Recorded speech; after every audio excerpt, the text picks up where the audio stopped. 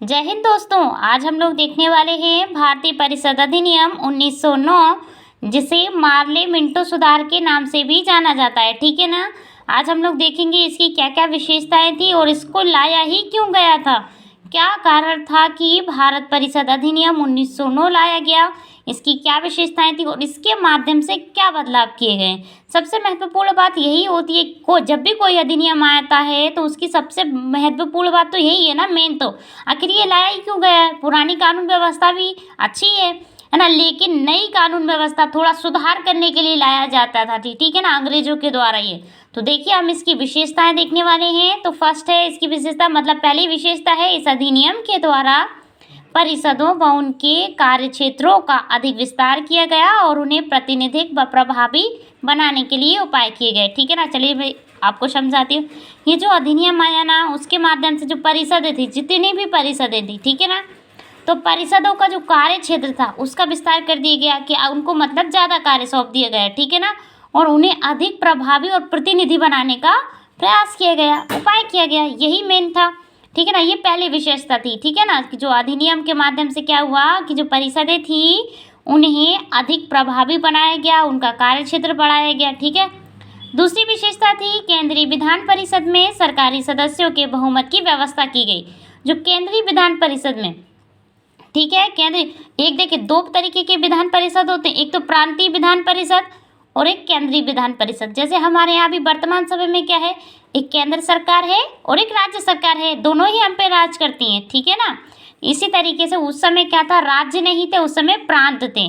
तो देखिए केंद्रीय विधान परिषदों में सरकारी सदस्यों के बहुमत की व्यवस्था की गई। सरकारी सदस्यों की बहुमत की व्यवस्था की बात चल रही, सरकारी सदस्यों की बहुमत की बात चल रही, तो आप इसको याद रखिए, ये सबसे ज़्यादा आता है ना।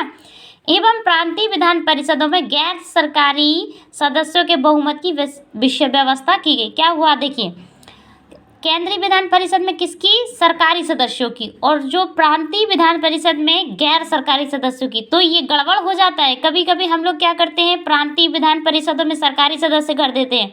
तो ये बहुत इंपॉर्टेंट है, तो आपको ये ध्यान रखना है।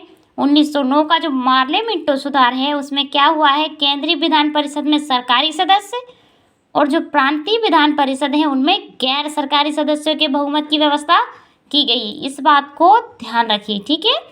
तीसरी विशेषता है सत्येंद्र प्रसाद सिन्हा। सत्येंद्र प्रसाद सिन्हा वायसराय की कार्यकारी परिषद में नियुक्त होने वाले प्रथम भारतीय बने।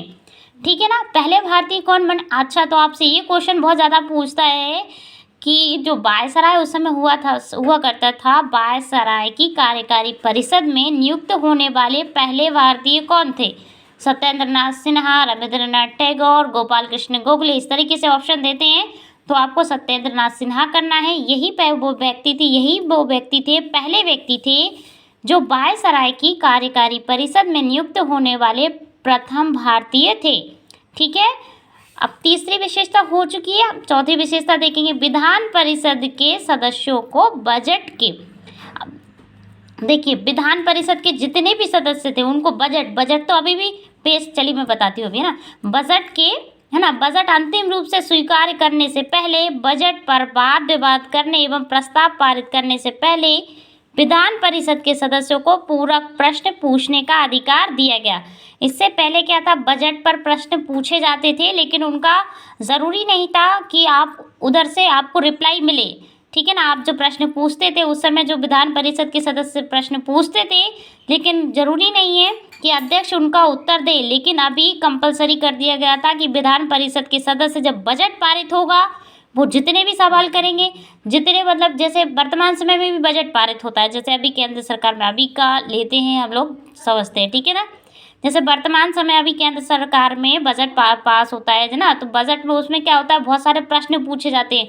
बताइए भैया शिक्षा के लिए कितना खर्च हुआ है, ठीक है ना, सड़कों के लिए कितना हुआ है, विकास के लिए, एजुकेशन, अलग अलग सेक्टर के क्षेत्र, जितने भी क्षेत्र होते हैं सबके लिए अलग अलग पैसा आता है। ठीक है ना। वो सब बजट के माध्यम से तो उस समय में भी आता था। तो उस समय जो भारतीय लोग थे वो क्या करते थे, बजट पर बहस करते थे, प्रश्न भी पूछ लेते थे, लेकिन ज़रूरी नहीं था कि उनके प्रश्नों का उत्तर दिया जाए।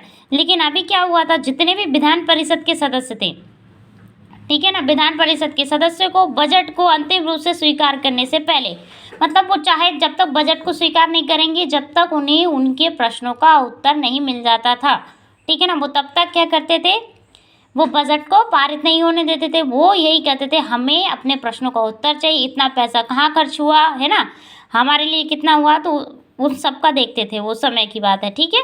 वाद विवाद एवं प्रस्ताव पारित करने से पहले वो है ना पूरा प्रश्न पूछने का अधिकार था, ठीक है ना। अभी भी हमारे यहाँ अभी वर्तमान समय में जैसे पूछे जाते हैं ना तारांकित प्रश्न, अतारांकित प्रश्न, अल्प सूचना प्रश्न, इस तरीके के प्रश्न वर्तमान समय में भी पूछे जाते हैं। लेकिन उस समय में जब 1909 का मार्ले मिंटो सुधार अधिनियम आया तो उसमें क्या हुआ, पूरा प्रश्न पूछने का अधिकार विधान परिषद के लोगों को दे दिया गया, ठीक है। समझ में आ गया होगा। 5वीं इसकी विशेषता देखेंगे, पहली बार केंद्रीय विधान परिषद हेतु मुस्लिम वर्ग के लिए, ठीक है ना, पहली बार केंद्रीय विधान परिषद हेतु मुस्लिम वर्ग के लिए भी पृथक निर्वाचन मंडल की व्यवस्था कर दी गई। लो भाई, पृथक यानी अलग। तो इस मार्ले मिंटो सुधार में सबसे पहले क्या हुआ, सबसे अच्छी मतलब इसकी एक विशेषता, मेन विशेषता ये थी कि इसके माध्यम से क्या हुआ, पहली बार केंद्रीय विधान परिषद में, है ना, प्रांत की बात नहीं चल रही है, प्रांतीय विधान परिषद की बात नहीं चल रही है, केंद्रीय विधान परिषद में मुस्लिम वर्ग के लिए, जो मुसलमान थे उनके लिए पृथक निर्वाचन मंडल की व्यवस्था की गई, ठीक है। अर्थात मुसलमान लोग जो लोग थे वो अलग से अपना प्रतिनिधि चुन सकते हैं, ज़रूरी नहीं है कि वो हिंदू ही हो, है ना। मुसलमान व्यक्ति भी अपना अलग से प्रतिनिधि चुन सकते, उन्हें निर्वाचन मंडल की व्यवस्था की गई उनके लिए अलग से। उन्हें जो अपने तरफ से जो खड़ा करना है, जिन व्यक्ति को उन्हें खड़ा करना था वो खड़ा कर सकते थे, है ना, किसी भी चुनाव के लिए इसकी व्यवस्था की गई, ठीक है।